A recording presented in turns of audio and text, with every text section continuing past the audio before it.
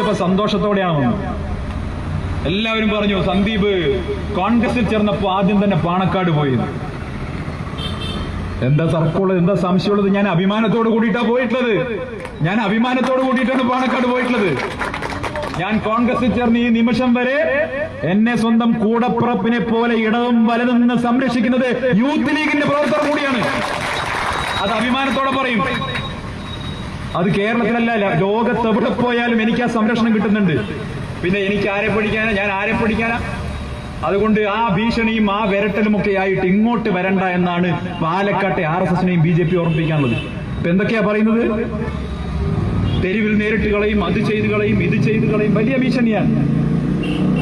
നമ്മൾ ജനാധിപത്യവാദികളാണല്ലേ, നമ്മൾ ജനാധിപത്യത്തിൽ വിശ്വസിക്കുന്നവരാണ്, ജനങ്ങളുടെ ഐക്യത്തിൽ വിശ്വസിക്കുന്നവരാണ്, ബഹുസ്വരതയിൽ വിശ്വസിക്കുന്നവരാണ്, ഈ രാജ്യത്തിന്റെ നാനാത്വത്തിൽ ഏകത്വത്തിൽ വിശ്വസിക്കുന്നവരാണ്, പരസ്പരം സ്നേഹത്തിലും സൗഹാർദ്ദത്തിലും വിശ്വസിക്കുന്നവരാണ്. പക്ഷേ